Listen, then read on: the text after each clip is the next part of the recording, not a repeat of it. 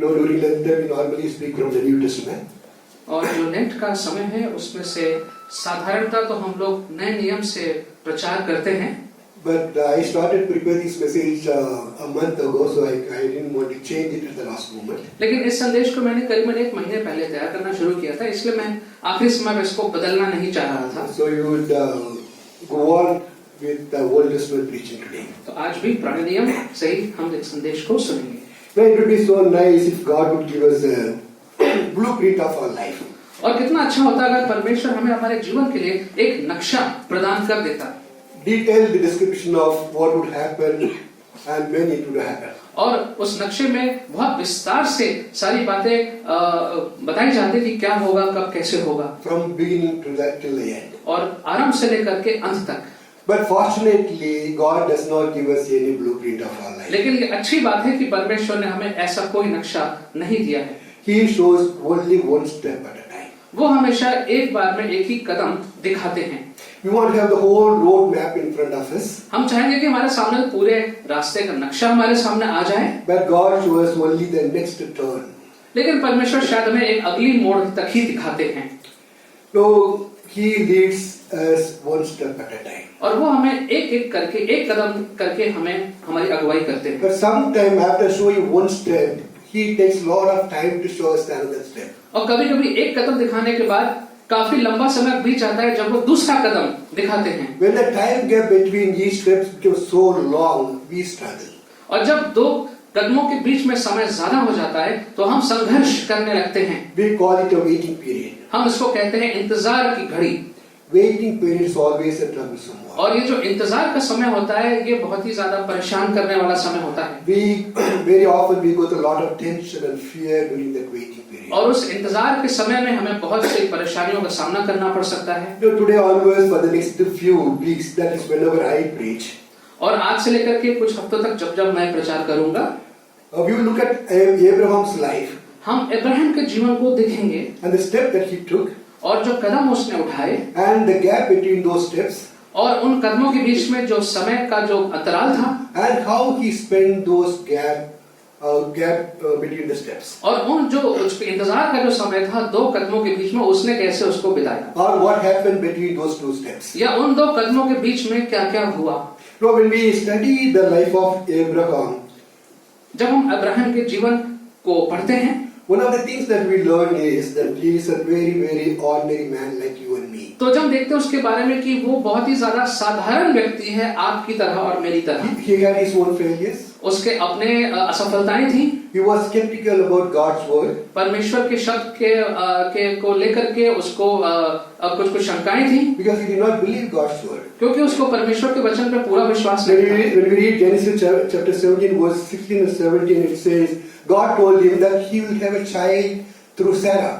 और 17 में देखते हैं अध्याय में कि परमेश्वर ने उसे कहा था कि सरा के द्वारा उसको एक पुत्र उत्पन्न होगा. But he was laughing. He laughed and said, would a 100 years old will have a child? लेकिन वो हंसने लगा कि 100 वर्ष का आदमी है, वो कैसे उसको पुत्र प्राप्त. Sarah at the age of 90, will she have a child? और सरा जो 90 वर्ष की है उसे कैसे बच्चा. He did not believe what God told him. जो परमेश्वर ने उससे कहा उसने उसको विश्वास नहीं किया. Sometimes he took his own step. कभी-कभी उसने अपने खुद के कदम उठाए. Did not waiting for the Lord to do. और उसने परमेश्वर के कार्य करने का इंतजार नहीं किया. And he was very reluctant to obey God. और परमेश्वर के आज्ञा को पालन करने के लिए कभी-कभी वो ढीला पड़ जाता था. In the midst of all these problems, he grew in his faith. लेकिन इन सारी समस्याओं के बीच में वो अपने विश्वास में बढ़ता जा रहा था. He never gave up. उसने कभी भी आशा नहीं छोड़ी. He always grew up in his faith. और अपने विश्वास में वो हमेशा बढ़ता गया. He grew up till the point of even trying to give his own son as an offering to God. और उस बिंदु तक वो बढ़ता गया जहां पर उसने अपने ही पुत्र को परमेश्वर को बलिदान चढ़ाने के लिए वो तैयार हो गया. He grew in his faith and had such a relationship with God that God was able to call him as his friend. और वो परमेश्वर के साथ संबंध में इतना बढ़ता गया कि परमेश्वर भी उसको अपना पुत्र मित्र मानने लगा. And he was able to argue with God in the matter of Sodom and Gomorrah. और सोडम गोमोरा के मसले पर वो परमेश्वर के साथ उसने जिरह भी करी. Someone please read Genesis chapter 12 verse 1. The Lord had said to Abraham, leave your country, your people, and your father's household, and go to the land I will show you.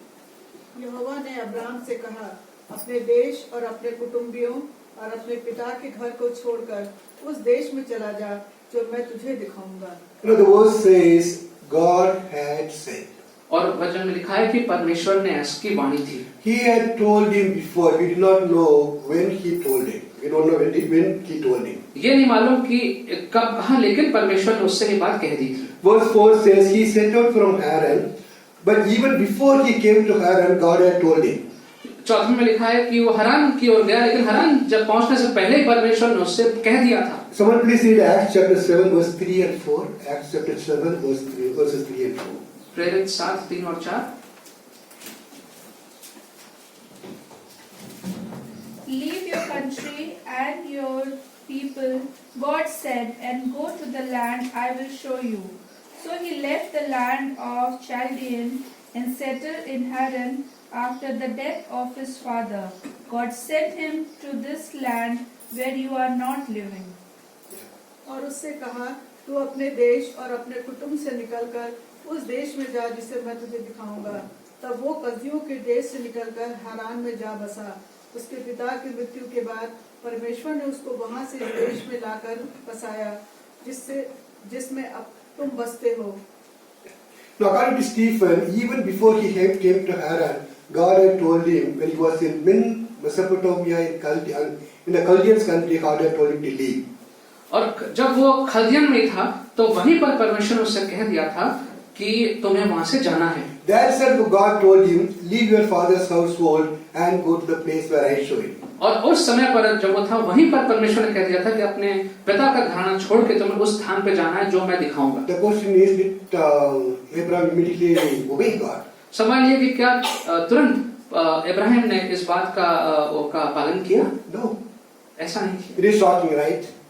और ये सोच के हम It अचंभित is हो सकते really हैं shocking to hear about Abraham that he did not obey God's calling immediately. और ये सुन के हम चौंक सकते हैं कि इब्राहिम ने तुरंत उस बात का पालन नहीं But that's किया, what happened. लेकिन ऐसा ही हुआ। God had told him when he was Mesopotamia in the place called Gur to leave the place.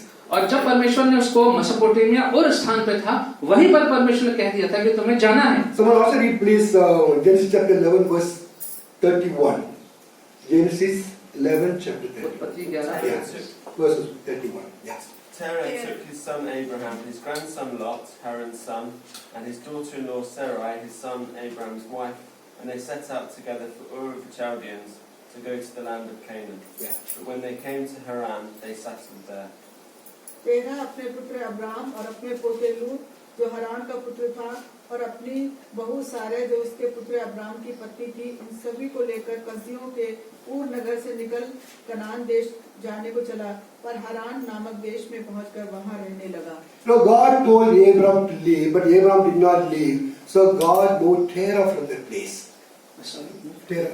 Abraham did not move. God moved Terah, his father. तो इब्राहिम को जब परमेश्वर ने कहा वहां से जाने को तो वो नहीं गया, लेकिन फिर पिता उसके परमेश्वर ने उसके पिता तेरह को वहां से आगे बढ़ाया। It says Terah took the whole family towards Canaan, but in between they stayed in Haran. और तेरह जो उसका बाप था वो आगे लेके बढ़ा और बीच में हरान नाम के स्थान पे वो लोग रुके। Abraham did not obey God's calling immediately at that point. और इब्राहिम ने परमेश्वर की बुलाहट को उसी वक्त तुरंत आज्ञा का पालन नहीं You know, किया। according to the scholars, they stayed in Haran for 5 years. और हरान में 5 वर्ष वो लोग वहां रुके रहे। Abraham lived in Haran for 5 years, but still he did not obey God's command at that point. हरान में 5 वर्ष तक रहा, लेकिन उसने तुरंत उस परमेश्वर के आज्ञा का पालन नहीं किया। Only when his father died, he left the place and went to Canaan. जब उसके पिता की मृत्यु हो गई तब उस जगह को छोड़ के वो कनान की तरफ आगे बढ़ा। We do not know how many years he waited before he obeyed God's calling to leave that place and go to the place God showed him. हमें नहीं मालूम कितने वर्ष वो इंतजार करता रहा जब परमेश्वर ने उससे कहा था वहां से जाने के लिए। He was very reluctant to take his first step. पहला कदम उठाने में वो बहुत घबरा रहा था। He took so many years to obey God's command and take his first step. और इतने वर्ष लगा दिए उसने परमेश्वर की आज्ञा का पालन करने के लिए और नया पहला कदम उठाने के लिए। No, as I said, Abraham was the ordinary man like you and me. जैसा कि मैंने कहा, इब्राहिम एक साधारण व्यक्ति था, आपकी तरह और मेरी तरह। It was very hard for him to take believe in God, trust in God's calling, and take his first step. और उसके लिए ये मुश्किल था कि परमेश्वर ने जो कहा है उसको मानते हुए आगे सब छोड़ के आगे बढ़ जाना, ये उसके लिए मुश्किल था। But after taking that first step, he never turned back. He took steps after steps. लेकिन वो पहला कदम उठाने के बाद फिर उसने पीछे मुड़कर नहीं देखा, वो आगे ही आगे बढ़ता गया And grew in his faith and built a beautiful relationship with God. और वो अपने विश्वास में बढ़ता गया और परमेश्वर के साथ उसने एक सुंदर संबंध स्थापित किया And God was able to call him Abraham, my friend. और परमेश्वर उसको कहने पाया, अब्राहम मेरा मित्र। Today we are going to talk about his first step that he took. आज हम उसके पहले कदम की बात करेंगे जो उसने उठाया, And it was a step of faith. और ये विश्वास का कदम था। Secondly, it was a step into an unknown. और ये जो था एक अनजान जगह जाने वाला कदम था, It was a step of loneliness. और ये अकेलेपन का ये कदम था, It was a step of a pioneer. और ये एक नए काम को शुरुआत करने वाला जैसा स्थिति का कदम था। It was a step that was ordained by God. और ये ऐसा कदम था जिसको स्वयं परमेश्वर ने जिसकी आज्ञा दी थी। You know, it was a step of faith because he put his faith on a God whom he did not know. और ये विश्वास का कदम था क्योंकि उसने अपना विश्वास ऐसे परमेश्वर पर लगाया जिसको वो जानता नहीं था। Again, surprising. और ये बहुत आश्चर्य की बात है। Before he stepped out, Abraham did not know this God. और आगे कदम बढ़ाने से पहले वो इस परमेश्वर को जानता नहीं था। No, from Genesis chapter 1 to 11, there are 4 major incidents happen. अगर देखें उत्पत्ति 1 से 11 तक तो 4 मुख्य घटनाएं घटती हैं। Creation, पहला तो है सृष्टि, fall of man, उसके बाद परमेश्वर मनुष्य का गिरना, Noah and the flood where God destroyed the wickedness of man, उसके बाद नूह और जो वहाँ पे पूरा जो सैलाब आया वहाँ पे, and the fourth one was Tower of Babel. और उसके बाद जो था वो बाइबल का जो मीनार थी। In the Tower of Babel, God confused their language and scattered them all over the world. और जो बाइबल की जो मीनार की घटना थी वहाँ पे परमेश्वर ने लोगों को छितरा दिया ताकि उनकी भाषा जो थी वो सब अलग अलग हो गई। The people moved in different places and settled all over the earth according to the language they spoke. और अलग अलग जगहों पे लोग तितर बितर हो गए और भाषा के आधार पे जो वो बोलते थे। Now, there must have been a long gap between Tower of Babel and call of Abraham. और ये जो बाइबल की जो मीनार की घटना थी और जब इब्राहिम को बुलाया गया इसके बीच में लंबा समय बीता होगा। Some scholars say it's about 250 years. और कुछ विशेषज्ञों का कहना है कि शायद 250 साल का समय रहा होगा। There must have been that amount of time because by the time Abraham came into picture, there were many nations, many cities, many people group got developed. और इतना समय जरूर बीत गया होगा क्योंकि जब इब्राहिम हमारे तस्वीर में आता है तब तक कई देश बन चुके थे और बढ़ रहे थे आगे, काफी बढ़त हासिल हो चुकी थी। Many cultures and countries and people developed. अलग अलग संस्कृतियां, अलग अलग देश, लोग बन चुके थे। You know, countries and cities they won't develop overnight. और ये जो शहर होते हैं, देश होते हैं, ये रातों रात नहीं बनते It हैं, takes hundreds of years. कई 100 साल लग जाते हैं। After language got confused, they separated, scattered all over the world and developed themselves into different cities. और जब उनकी भाषाएं सब आपस में मिलजुल गई थी तब उन्होंने बहुत समय लिया होगा अपने आप को बढ़ने में, आगे संस्कृति को बढ़ाने में। Abraham left a place called Ur in Chaldeans. और खलदियन में उर नाम के स्थान को इब्राहिम ने छोड़ा। That actually means there was a people group called Chaldeans. और इसका मतलब एक खलदियन नाम के वहाँ पे एक समूह था। He came to Haran, lived in Haran for 5 years. That means there was a city called Haran. और हरान में 5 साल रहा, इसका मतलब वहाँ पे एक शहर था इस नाम से। Abraham left Haran and entered into Canaan and lived there in a place called Shechem. और फिर वो हरान छोड़ के कनान में गया, शेकेम नाम के स्थान पे उसने डेरा डाला। And he put his tent between Bethel and Ai. और बेतलेहम और आई के बीच में उसने अपना तंबू गाड़ा। So there are so many cities and so many countries. Even he went to Egypt and came back. और इतने सारे लोग, इतने सारे देश का नाम बीच में है, मिस्र भी जाके वो वापस आया। So there are so many countries, so many cities, so many people. और इतने लोग, इतने देश वहाँ पे उस वक्त थे। People developed and cities developed. Somewhere on the way they lost the Creator God.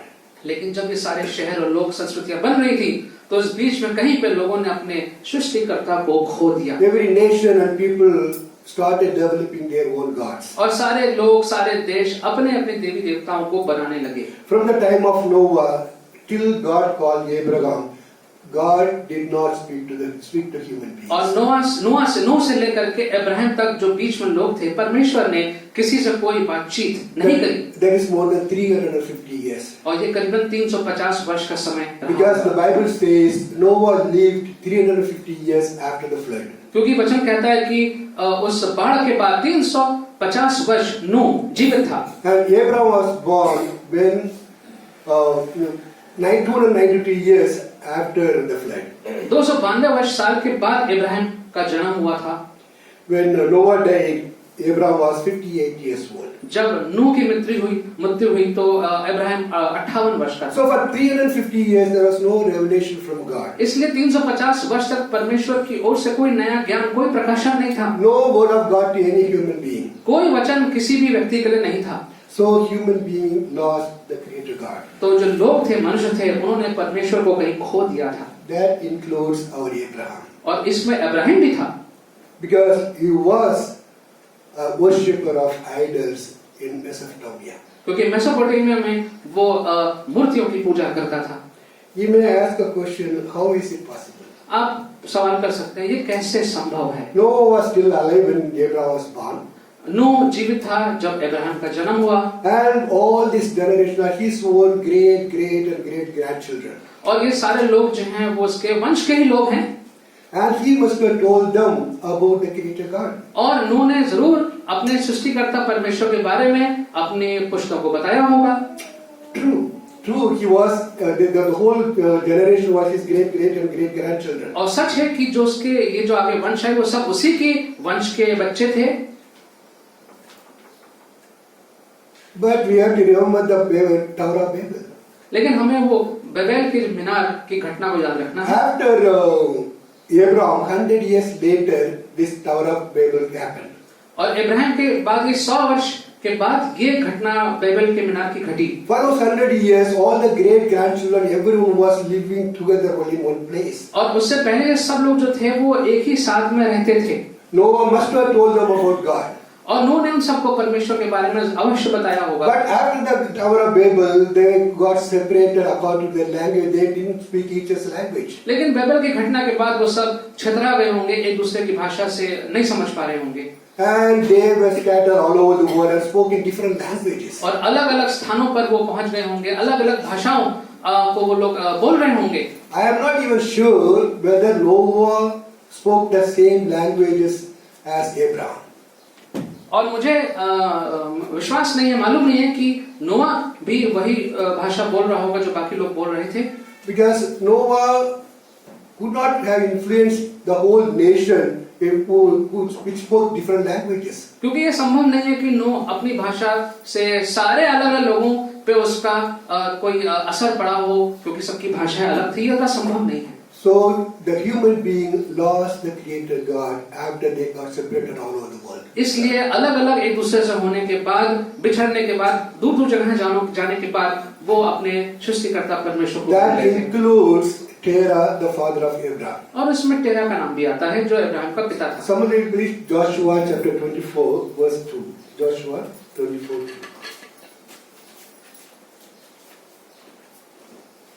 Joshua said to all the people, "This is what the Lord, the God of Israel says. Long ago your forefathers, including Terah, the father of Abraham, and Nahor, lived beyond the river and worshipped other gods." Yeah, chapter 24 verse 2. Joshua chapter 24 verse 2.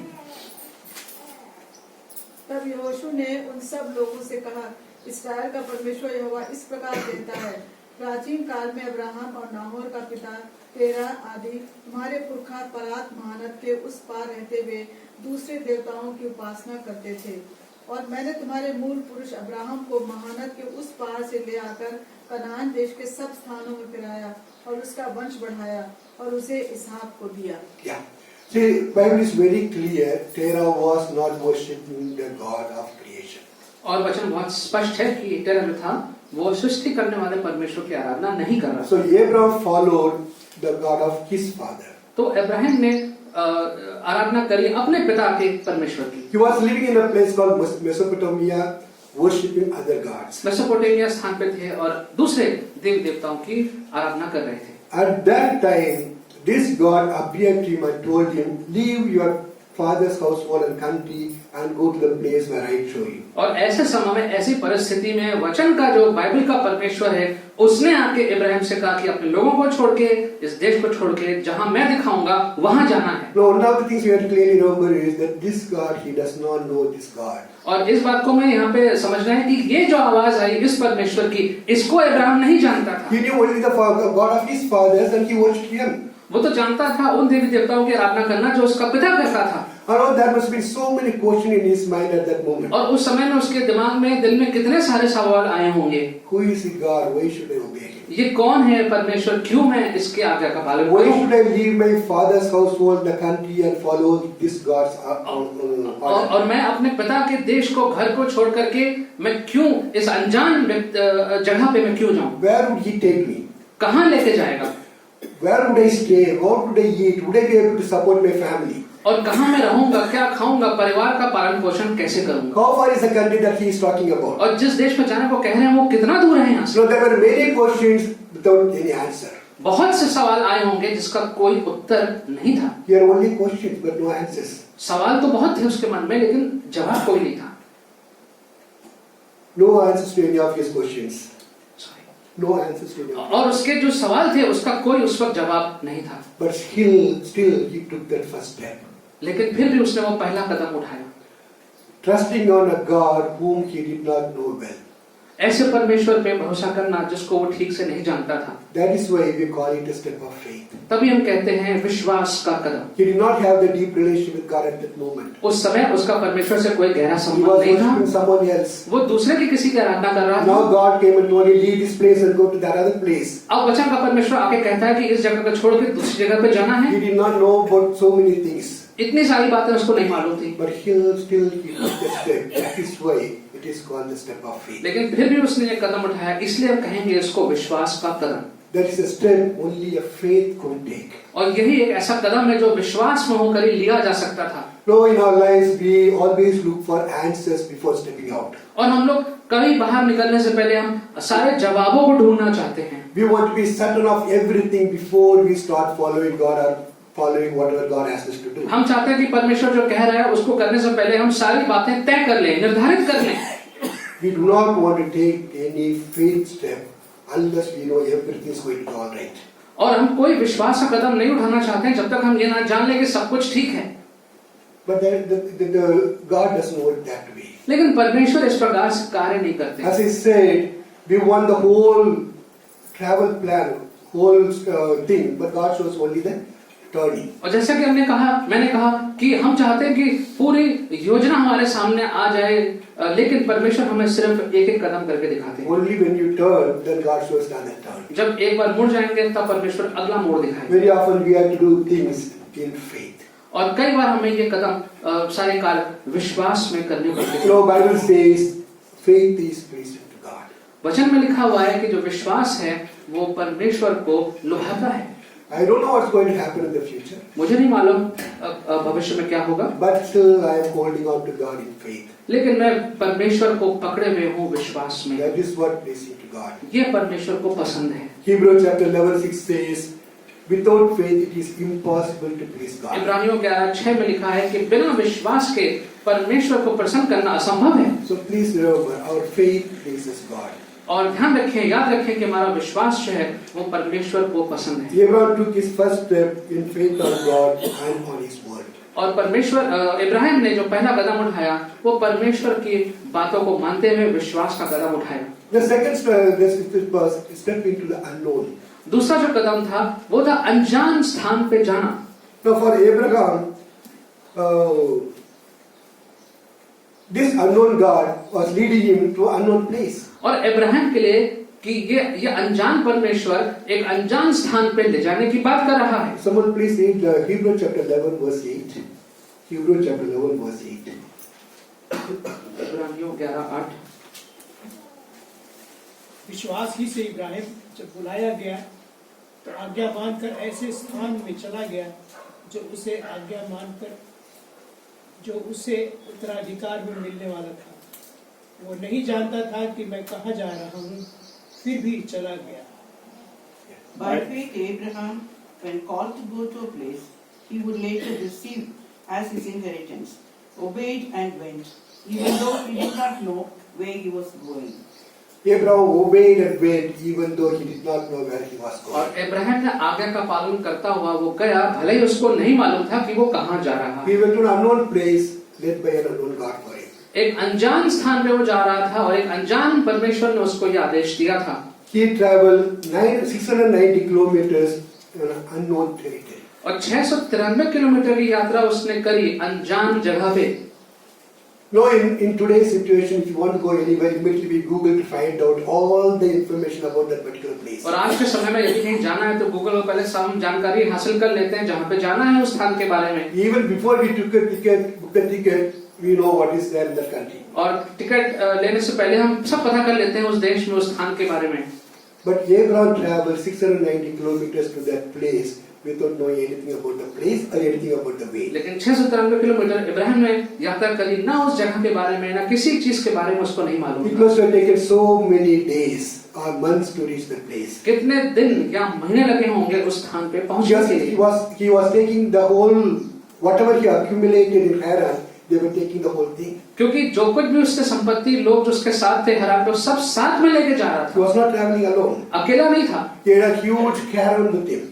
और साथ में पूरा काफिला था उसका। Many people, lot of possessions, lot of animals with him. बहुत से लोग, बहुत सी संपत्ति, जानवर सब उसके साथ थे। Now, throughout his travel, he knew he did not know where he was going. पूरे यात्रा में उसको यह बात तो मालूम थी कि उसको मालूम नहीं था कि वो वास्तव में जा कहाँ रहा है, But he did not give up. लेकिन उसने आस नहीं छोड़ी He went to the unknown place, trusting on an unknown God. और एक अनजान स्थान पर गया, अनजान परमेश्वर की बात पे भरोसा करते The हुए। thing is, they did not remain unknown to him for long. लेकिन बहुत लंबे समय तक ये बात सब जो थी वो अनजान नहीं रही। After reaching Canaan, he traveled through the country. और कनान पहुंचने के बाद वो उस पूरे देश में उसने यात्रा करी। He reached Shechem. From there, he traveled to Bethel. There was 50 kilometers. और शेकेम गया, फिर बेथेल गया, And then from there, he went to Egypt and came back. और फिर मिस्र गया, फिर वहां से वापस आया। Egypt was about say 800 kilometers. करीबन 800 किलोमीटर की यात्रा। So he traveled around and found the whole place. He explored the whole place. तो उसने यात्रा करी, उन सारी जगहों की उसने खोजबीन करी। He knew the place. Before that, when he left, he did not know. Now he knew the place. Also, he knew his God. और निकलने से पहले उसको ये सब स्थान जगहें नहीं मालूम थी, लेकिन पहुंचने के बाद अब उसको ये सब जगहें मालूम थी और अब वो उस परमेश्वर को भी धीमे धीमे जान रहा था। Genesis chapter 14 verse 22. Someone read please. Genesis chapter 14 verse 22. But Abraham said to the king of Sodom, I have raised my hand to the Lord God, Lord God Most High, Creator of heaven and earth, and have taken an oath that I will accept nothing belonging to you, not even a thread or the thong of a sandal, so that you will never be able to say, I made Abraham rich. 14:22. Genesis 14 verse 22.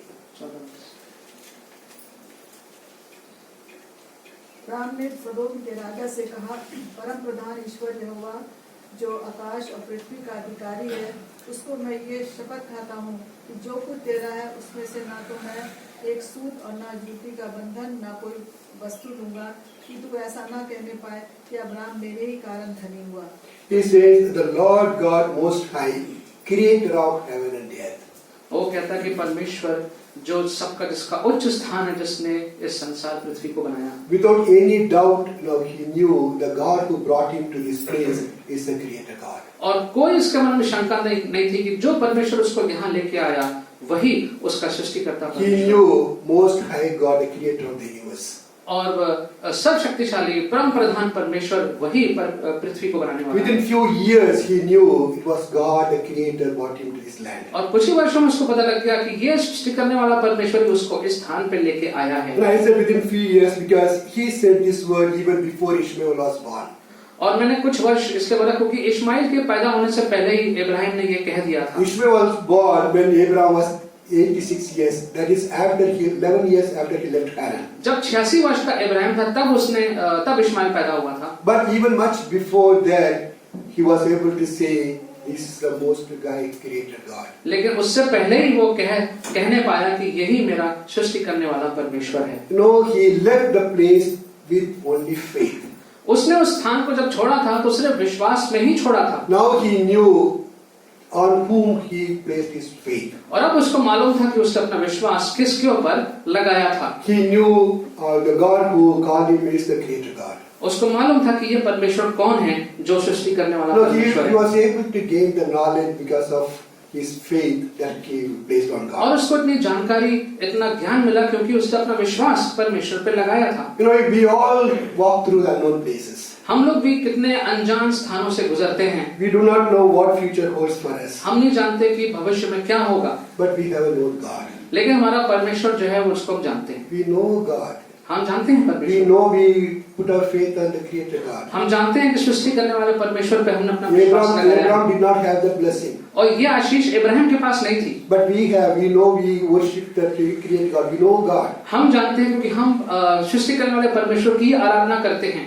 We know the God who is taking us through the difficult path is the creator God. और अगर कठिनाई के रास्ते से जा रहे हैं तो परमेश्वर साथ में है और हम इस परमेश्वर को जानते हैं। So we can always hold on to our faith and walk closely with Him. और इसलिए विश्वास में होकर के हम परमेश्वर के साथ साथ चल सकते हैं। Thirdly, it was a step of loneliness. तीसरा जो कदम था वो था उसका अकेलेपन का कदम। You know, to follow God from God may be difficult task sometimes. और कभी-कभी परमेश्वर के पीछे चलना एक मुश्किल कार्य साबित हो सकता है, Especially when it leads to a lonely path. और खास तौर से जब एक अकेलेपन के रास्ते पे जाना पड़ जाए तो। God said, leave your country, leave your family, your father's household, and go to the place where I show you. परमेश्वर ने कहा कि अपने देश को छोड़ो, अपने पूरे पिता के घराने को छोड़ो और एक अनजान जगह पे जाना है। It was not with them, it was without them.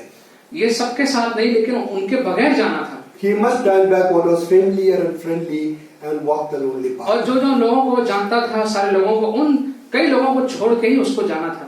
In faith, he took that lonely path. और विश्वास में उसने वो अकेलेपन का रास्ता चुना। Actually, there are so many people.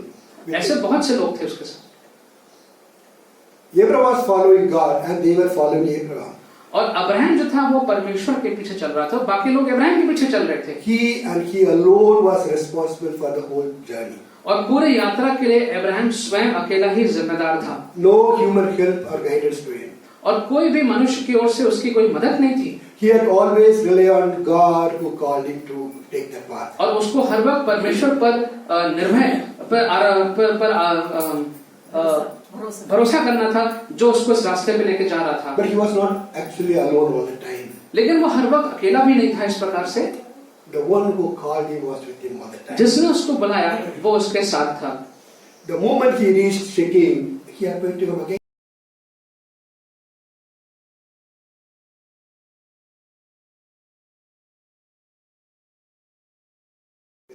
और जब वो शेकेम पहुंच गया तो फिर परमेश्वर ने उसको दर्शन दिया। God was with him during those difficult and hard 680 kilometers travel. 690 की जो कठिन यात्रा थी उस पूरी यात्रा में परमेश्वर उसके साथ था। And the path was difficult and hard, but Abraham never gave up. और वो रास्ता मुश्किल था, कठिन था, लेकिन इब्राहिम ने अपनी आशा नहीं छोड़ी। Sometimes you might have thought, why did I take this step? Why should I take this?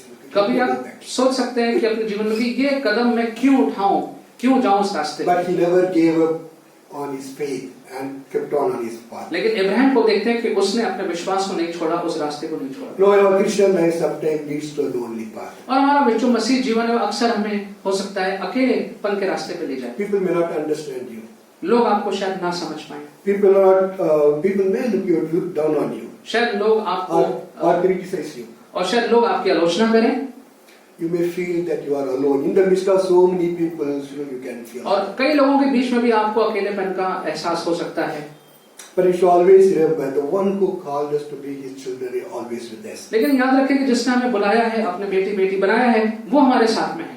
We may not be able to see him. हम उसको शायद देख ना पाए, We may not be able to feel him. शायद उसको महसूस ना कर पाए, But still he is there. लेकिन वो हमारे साथ है। Doesn't matter whether you are able to feel him or experience him, he is always there. फर्क नहीं पड़ता कि आप उसको अनुभव कर पा रहे हैं, देख पा रहे हैं, नहीं देख पा रहे हैं, लेकिन वो हमारे साथ में है। Someone please read Psalm 77, verse 19. Psalm 77 verse 19.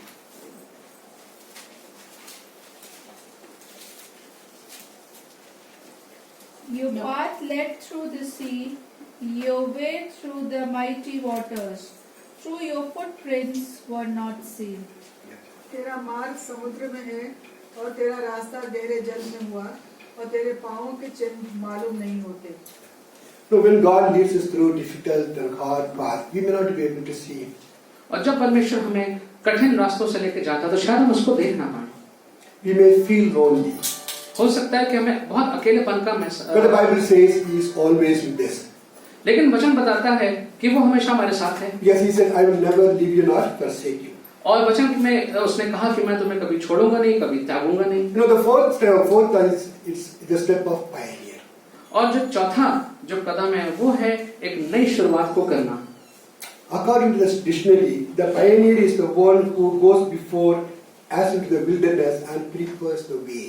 और अगर हम शब्दकोश में देखें तो शब्द का मतलब है कि जो पहले से आगे जाएगा, जंगल में जाएगा और जो जाके तैयारी करेगा. Pioneers also the people who explore. और ये वो लोग हैं जो जाके पहले खोजबीन करते हैं. Explore the place and make way for other people to follow. और आगे जाके खोजबीन करके दूसरों के लिए रास्ता बनाते हैं. To be a pioneer, you need to have courage. और इसलिए किसी बात को आरंभ करने के लिए आपको बहुत ज्यादा आत्मविश्वास की आवश्यकता In है. that sense, Abraham was the courageous man. और इस तरह देखें तो इब्राहिम में बहुत साहसी व्यक्ति था. But his courage came on his faith on the Lord. लेकिन उसका जो साहस था वो इसलिए आया क्योंकि वो परमेश्वर पे विश्वास So करता. when he went, he explored both land and God. जब वो आगे गया तो उसने जमीन को भी खोजा और परमेश्वर को भी खोजा. Both were unknown territory to him. दोनों जो थी वो अनजान बातें थी. He neither knew his God and neither not that land that he is taking. ना उसको उस जमीन के बारे में मालूम था, ना उसको उस भेजने वाले परमेश्वर के बारे में मालूम था. But still he took the step to explore both. लेकिन उसने उन दोनों को खोजने का कदम उठाया. He went around the whole nation, explored the place, explored the land. और पूरे देश में वो अलग-अलग जगहों पे गया और उसने वहां पे खोजबीन करी. But how did he explore God? लेकिन उसने परमेश्वर को कैसे खोजा? By believing and obeying His word. परमेश्वर का जो वचन था उस पर विश्वास करा और उसका आज्ञा का पालन किया. God said, leave everything and go. परमेश्वर ने कहा सब कुछ छोड़ के आगे जाओ. And he left everything and went. और वो सब छोड़ के आगे चला गया.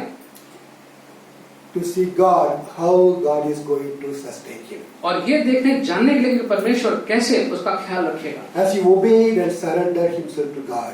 और जब उसने परमेश्वर के आज्ञा का पालन किया और अपने आप को समर्पित कर दिया, We see God revealing himself to more. हम देखते हैं कि धीमे-धीमे करके परमेश्वर ने अपने आप को उसको उजागर किया. Now when we study the life of Abraham, जब हम अब्राहम के जीवन को पढ़ते हैं we see God and his revelation. तो हम देखते हैं परमेश्वर और परमेश्वर ने कैसे अपने आप को उजागर When किया. we study Abraham, we see God and his character. जब हम पढ़ते हैं इब्राहिम को तो हम देखते हैं परमेश्वर और उसका चरित्र. Through his life, we see God's power.